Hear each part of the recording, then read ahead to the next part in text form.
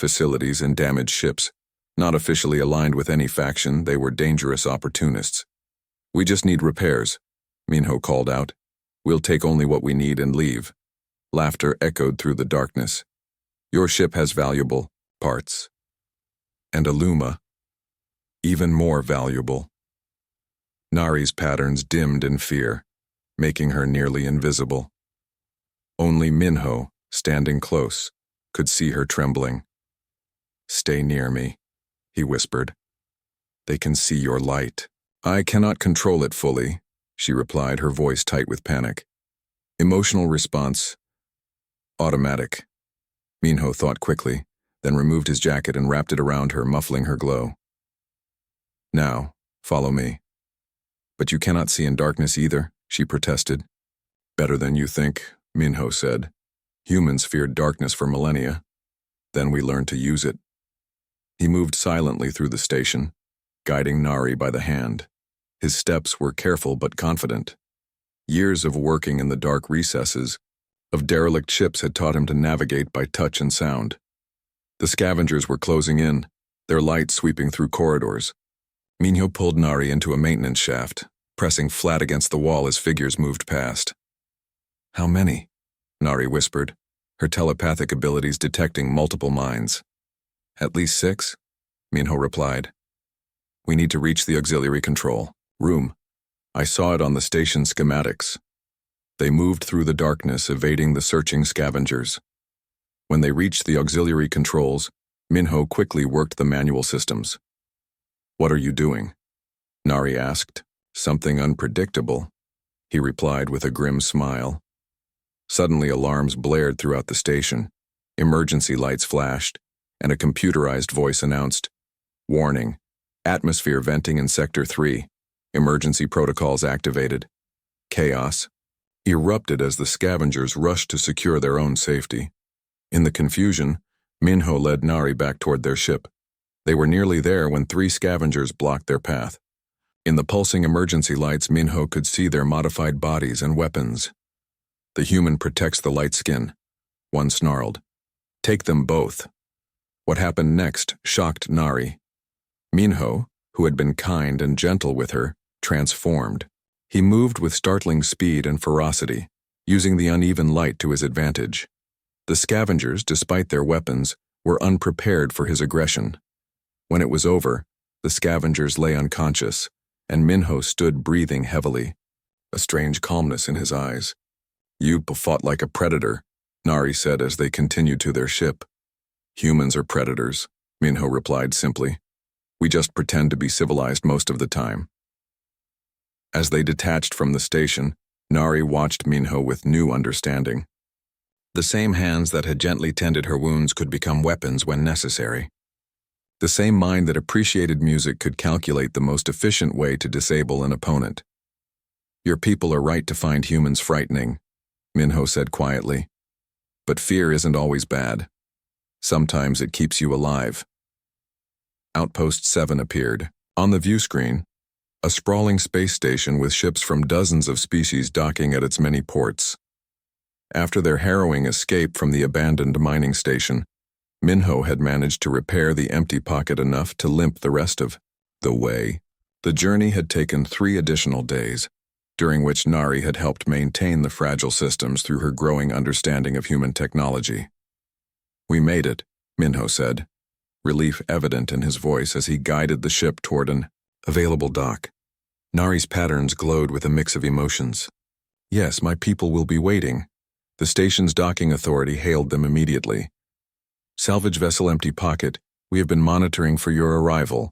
You are cleared for emergency docking at Bay 17. Luma representatives are standing by." As they docked, Minho noticed several official-looking ships nearby. Not just Luma vessels, but also representatives from the Galactic Council. News of their arrival had clearly spread. "Looks like we're famous," he joked, though his expression was serious. "That's rarely good in my experience." When they exited the ship, they were met by a delegation of Luma officials, their patterns, displaying formal diplomatic configurations. Behind them stood representatives from other species, including a human diplomat who looked startled to see Minho. The lead Luma, an elder named Taiho, with complex pattern configurations that spoke of high rank, stepped forward. "Researcher Nari, we are relieved by your safe return," he said, his patterns showing genuine concern beneath the formality. Then, turning to Minho with more reserved patterns. "Human salvager, the council requests your presence at a formal hearing regarding your interventions." The human diplomat quickly interjected. "Captain Minho, I'm Representative Park from the Human Diplomatic Corps. I'll be assisting you during the proceedings." Minho and Nari were separated, each taken to different sections of the station. Representative Park explained the situation as they walked. "The Talons have filed a formal complaint claiming you attacked their vessels unprovoked. They're demanding compensation and your detainment." "They attacked us first," Minho protested. "They were after Nari's research data." "Yes, about that," Park said, lowering her voice. "Her research has caused quite a stir. It provides evidence that the Talons have been weaponizing nebula radiation, a direct violation of the Galactic Treaty." The hearing took place in a grand chamber with representatives from 12 species present. Minho felt distinctly out of place in his worn salvagers, clothing among the formal diplomatic attire. The Talon representative spoke first, his scarred face twisted with anger. "This human interfered with a legitimate security operation, destroyed 2 Talon vessels, and helped a fugitive escape justice." When it was Minho's turn to speak, he kept it simple. "I answered a distress call and found someone who needed help. That's all." The chamber erupted with translated comments, some supportive, others hostile. The proceedings continued for hours, with testimony from various parties. Finally, Nari was called to present her research. Her evidence was compelling: detailed scans showing Talon activities in prohibited zones, collecting and concentrating nebula radiation for weapons development. As she spoke, her patterns formed complex configurations that transmitted additional data to the Luma representatives. The human salvager's actions, while unorthodox, preserved vital evidence, she concluded. Without his intervention, this treaty violation would have remained hidden. The council deliberated briefly before announcing their decision. The Talons would face sanctions for treaty violations. Minho would not be penalized for his actions, but was cautioned about future interference in interspecies matters. After the hearing, Minho prepared to leave. He had already received several lucrative salvage job offers. His new reputation as the human who defied the Talons apparently made him valuable to certain parties. As he checked the empty pocket systems, he heard a familiar sound, the light footsteps of a Luma. Turning, he found Nari standing in the cargo bay, her patterns displaying a configuration he hadn't seen before. "You're leaving?" she asked. "That was always the plan," he replied with a shrug. "Deliver you safely, then back to work." "My people have offered me a position as a cultural liaison," she said, "to improve understanding between Luma and other species, particularly humans." Minho smiled. "You'd be good at that." "I would need transportation," she continued. "A ship capable of traveling to various outposts, a knowledgeable guide who understands human worlds." Sounds like a specialized job. Indeed. The council has authorized resources for such a mission. They suggested a large new vessel with advanced systems. Minho glanced around at his battered ship. "The empty pocket isn't exactly what they have in mind, I'd guess." "No," Nari agreed, her patterns shifting to something like amusement. "But its captain has proven adaptable." Understanding dawned on Minho. "You're offering me a job." "A partnership," she corrected. "My knowledge of diplomacy and science combined with your human unpredictability." "People might talk," Minho said with a small smile. "A human and a Luma working together." "Let them," Nari replied, her patterns forming a configuration that Minho now recognized as determination.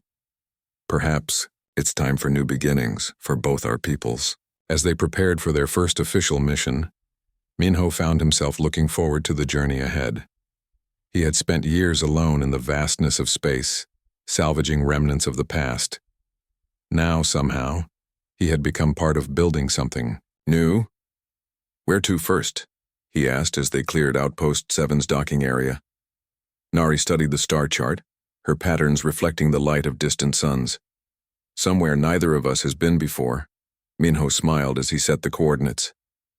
Now that sounds like a proper adventure. His eyes snapped open in shock. I heard you, in my mind.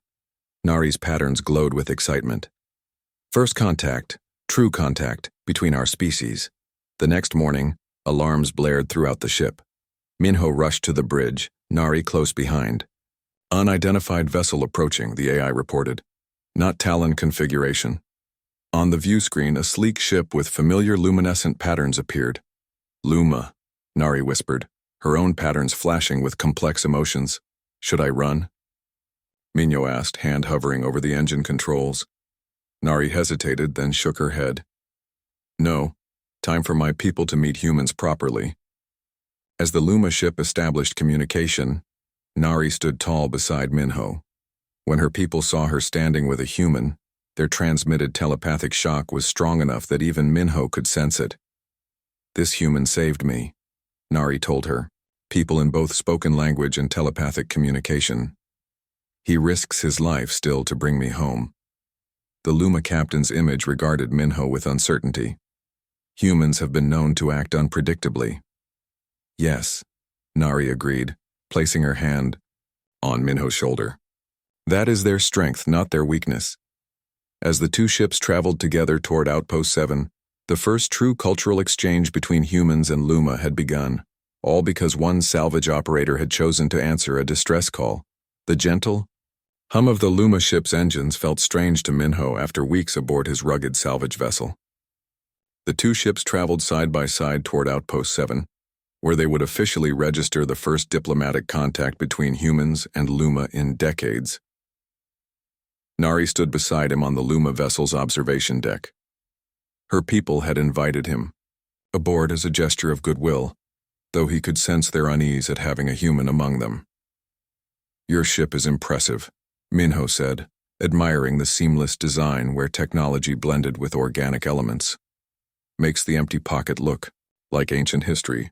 Your vessel has character, Nari replied diplomatically, her luminescent patterns showing amusement. The Luma captain, Dory, approached them. Unlike Nari's friendly demeanor, his patterns remained formal and reserved. We are receiving a transmission, Dory announced.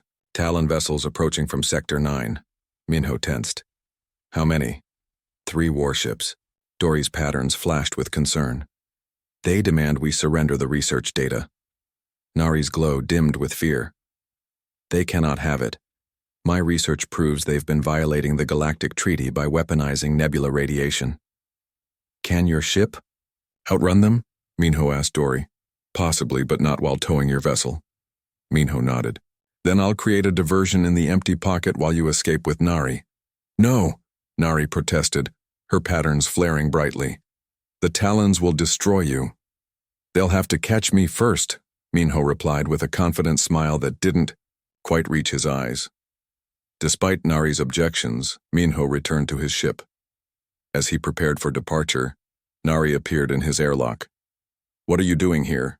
He demanded. My research, my risk, she stated firmly. Dory will try to reach Outpost 7 for reinforcements. Before Minho could argue, proximity alarms blared. The Talon ships had arrived sooner than expected, immediately opening fire on the Luma vessel. The elegant ship took heavy damage before jumping to lightspeed, leaving the empty pocket facing 3 Talon warships alone. Surrender the Luma and her data, the Talon commander ordered through the communication channel.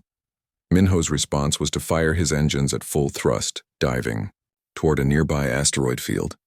They're following, Nari observed, strapping herself into the co-pilot seat. Good, Minho replied, his focus absolute as he navigated between massive space rocks. The Talon ships were faster and more powerful, but larger and less maneuverable. Minho used this advantage, weaving through tight spaces where the warships couldn't follow directly. How can you remain so calm? Nari asked, her patterns flickering with stress. This isn't my first chase, Minho explained, narrowly avoiding a collision. Humans evolved as pursuit predators on Earth. When other animals would run until exhausted, we would keep going. Persistence hunters, Nari said, understanding dawning in her silver eyes. Exactly. The Talons expect us to run in panic. They don't expect us to have a plan. That plan became clear as Minho led the pursuers deeper into the asteroid field, toward a particularly dense cluster. One Talon ship broke off, unwilling to risk the dangerous passage. The other two continued the chase. Hold on, Minho warned, pushing the ship's engines beyond safe limits. The empty pocket shot through a narrow gap between two massive asteroids. The moment they cleared it, Minho deployed the ship's mining charges, normally used for breaking up valuable minerals, behind them. The explosions didn't damage the Talon ships directly, but destabilized the asteroids, triggering a cascade of collisions. One Talon vessel was crushed between two massive rocks. The other suffered severe damage but remained in pursuit. They're still coming, Nari said, her voice tight. Of course they are, Minho replied, sweat beading on his forehead as he pushed his ship harder. And so are we. He directed their course toward a phenomenon at the edge of the asteroid field, a pocket of highly charged particles, a remnant of an ancient supernova. Your ship cannot withstand that radiation, Nari warned. Neither can theirs. Difference is, I'm ready for it. As they approached the radiation cloud, Minho activated a modification he'd installed years ago, a makeshift electromagnetic shield cobbled together from salvaged parts. It wouldn't last long, but it didn't need to. They plunged into the glowing cloud, the ship's systems flickering as radiation washed over them. Behind them, the damaged Talon ship followed, but its systems failed catastrophically in the radiation storm. By the time the empty pocket emerged on the other side, the pursuit had ended. Minho slumped in his chair, exhausted but triumphant. Beside him, Nari's patterns glowed with amazement. I understand now, she said softly, why the Galactic Council fears humans. Not because you are cruel, but because you are impossible to predict. You defy all logical risk assessment. Minho laughed, weakly. That's a fancy way of saying we're stubborn fools who don't know when to quit. No, Nari corrected, her patterns forming the Luma expression of deep respect. It is why you are survivors. Why you will always be survivors. The empty pocket limped through space, its systems damaged from the radiation storm. Warning lights flashed across the control panel as Minho assessed their situation. We need repairs, he said, scanning the navigation charts. Life support is stable, but engines are failing and communications are down. Nari's patterns pulsed with concern as she helped monitor the systems. How far to Outpost 7? Too far in this condition, Minho replied, pointing to a small icon on the map. But there's an abandoned mining station nearby. We can dock there for repairs. The station appeared as they approached, a dark, angular structure carved into a large asteroid. Once a bustling operation extracting valuable minerals, it now drifted silently in space, its lights extinguished years ago. No power signatures, Minho noted as they carefully docked. But the structure is intact. Should have tools and parts we can salvage. They suited up, Minho in his worn spacesuit and Nari in an emergency suit from his supplies. It was slightly too large for her slender frame, but it would protect her as they explored the station. The airlock cycled and they entered the dark facility. Minho's helmet lights illuminated dusty corridors and empty rooms. The air was thin but breathable, so they removed their helmets after confirming it was safe. This place has been abandoned for years, Minho said, his breath visible in the cold air. Mining company probably left when the easy minerals ran out. They found the maintenance bay where tools and spare parts remained. Minho began gathering what they needed while Nari examined the station systems. I might be able to restore limited power, she said, her natural bioluminescence providing gentle light as she worked on a control panel. As they worked, Minho noticed Nari's patterns growing increasingly agitated, flaring and dimming in unusual rhythms. What's wrong? He asked. Something feels wrong here, she whispered. Like we're not alone. Minho reached for his plasma cutter, Not designed as a weapon, but better than nothing. The sensors didn't detect life signs. Luma sense things differently, she explained. There's a presence watching. Before Minho could respond, the lights Nari had managed to activate suddenly went out. Complete darkness enveloped them, broken only by the soft glow of Nari's luminescent patterns. Her light revealed her expression of terror. I cannot see, she gasped, her patterns flashing chaotically.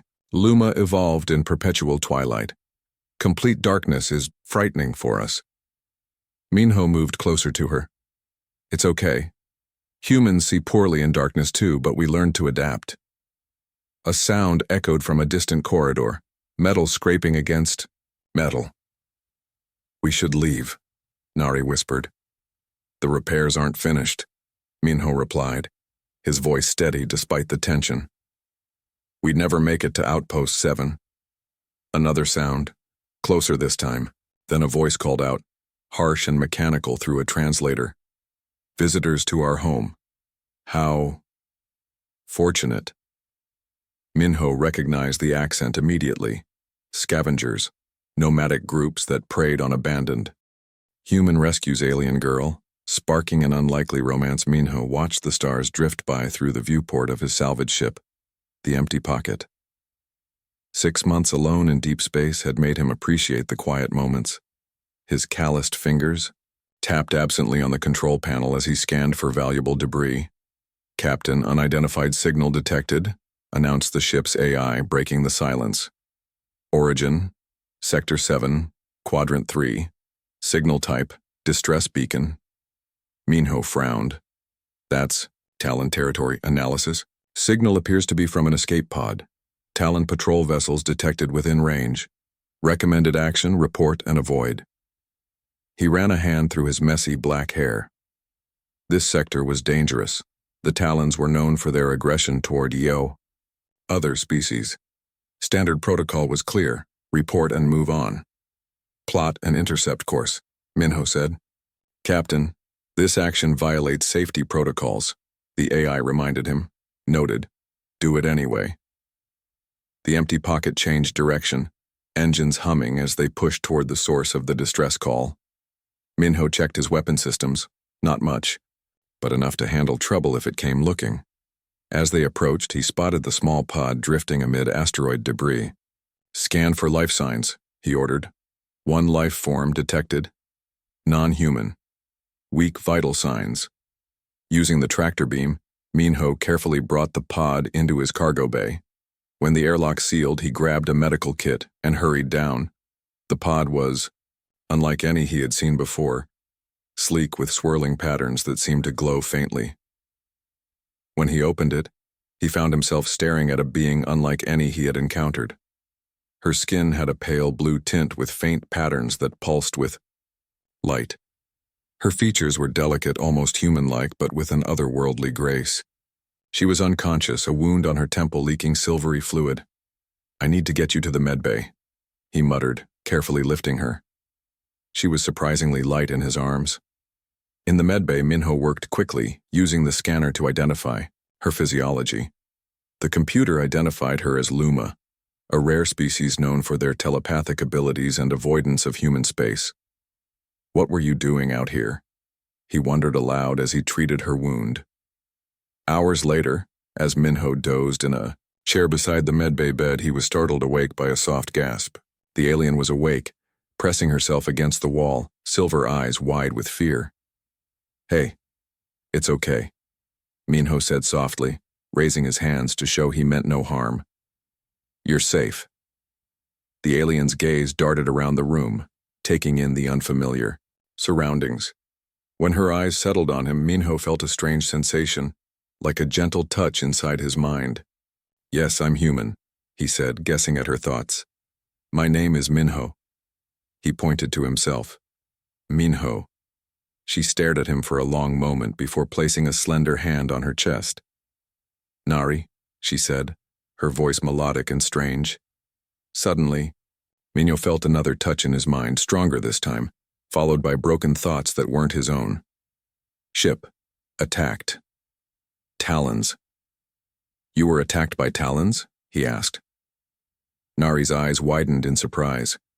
She nodded slowly. My crew. Dead, she managed in halting human speech. The ship's alarm suddenly blared. Captain, 2 Talon vessels approaching, the AI announced. They are hailing us. Minho cursed under his breath. Hide here, he told Nari, pointing to a storage compartment. I'll handle this. On the bridge, Minho accepted the transmission. A harsh-faced Talon commander appeared on screen. Human vessel. You have retrieved our property. Surrender the Luma female immediately. Minho kept his expression neutral. I don't know what you're talking about. I'm just a salvage operator. Our scans detect Luma life signs aboard your vessel. She possesses information vital to Talon security. Surrender her, or we will destroy your ship. I found an empty escape pod. Nothing else. Minho lied. Feel free to scan the pod in my cargo bay. The commander's eyes narrowed. Prepare to be boarded. The transmission cut off. Minho immediately started entering commands. Plot course through the Crimson Nebula, he ordered the AI. Captain, that route is extremely dangerous. Navigation systems will be compromised. They won't expect it, Minho replied, heading back to the med bay. He found Nari emerging from her hiding place, her eyes filled with fear. They found me, she said, her English improving rapidly. Not for long, Minho replied with a determined smile. Ever heard of humans being called stubborn? For the first time, a small smile appeared on Nari's face. Your kind is known for unexpected choices. Buckle up, Minho said as the ship lurched forward, accelerating away from the Talon vessels. This is going to be one of those unexpected choices.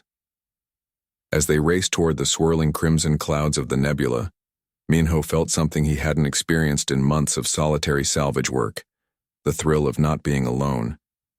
The empty pocket glided through the stars, safely beyond the Crimson Nebula. The ship's navigation systems had only recently recovered from the electromagnetic interference, but Minho felt the risk had been worth it. The Talon vessels had given up pursuit when faced with the nebula's dangerous radiation. In the galley, Minho watched with amusement as Nari cautiously sniffed a cup of coffee he'd offered her. It smells interesting, she said, her command of human language improving remarkably fast. When she took a sip, her luminescent patterns flashed brightly in surprise. Strong, Minho laughed. Coffee is what keeps human space explorers going. That and stubbornness. Your species relies on chemical stimulants rather than mental discipline, Nari observed, though without judgment. Different evolutionary path. Their destination, Outpost 7, was still 2 weeks away. It was the nearest neutral station where Nari could safely contact her people. This meant they had plenty of time to learn about each other's worlds. During meals, Minho explained human customs and history. Nari was particularly fascinated by music, something the Luma experienced differently through telepathic harmonies, rather than sound waves. Play more, she requested after Minho had shown her various music styles. Her favorite was classical piano, the complex patterns of notes seeming to resonate with her own luminescent patterns. In return, Nari taught Minho about Luma culture. Their society valued knowledge above all else, with researchers like her holding positions of respect. They had evolved on a moon orbiting a gas giant where the atmosphere filtered light in ways that made their bioluminescence an essential communication tool. Why do Luma avoid humans? Minho asked one evening as they shared a meal. Nari's glow dimmed slightly. Your kind is unpredictable, dangerous. You act on emotion, not logic. Is that always bad? Not bad. Different. Frightening to some. She hesitated. You saved me. Most would not risk themselves for an unknown alien. One night, as Minho performed maintenance on the ship's systems, Nari joined him, curious about human technology. This seems primitive, she noted, watching him manually repair a circuit board. Compared to Lumatech, probably is, Minho admitted. But humans are good at making do with what we have. You could achieve more with telepathic interfaces. Maybe, but there's something satisfying about using your hands, he replied, twisting a connector into place. Want to try? To his surprise, she agreed, though clumsy at first with the tools she learned quickly. When they finished, she studied her hands with new appreciation. Physical work has merit, she conceded. As days passed, they fell into a comfortable routine. Minho taught Nari about human games like chess, while she helped him improve the ship's efficiency with her advanced knowledge of physics. Their most significant breakthrough came when Nari offered to help Minho develop rudimentary telepathic abilities. At first, he was skeptical. "Humans don't have telepathy," he said. "Your minds have potential, just undeveloped," she explained. Like a muscle never used. They sat facing each other in the quiet observation deck, stars streaming by outside. Nari's luminescence pulsed gently as she placed her cool fingers against Minho's temples. "Clear your thoughts," she instructed. "Focus on simple image." Minho closed his eyes, picturing Earth's moon. For several minutes, nothing happened. Then faintly he felt that familiar touch in his mind, but stronger, more defined. "Yes, like that. I see it."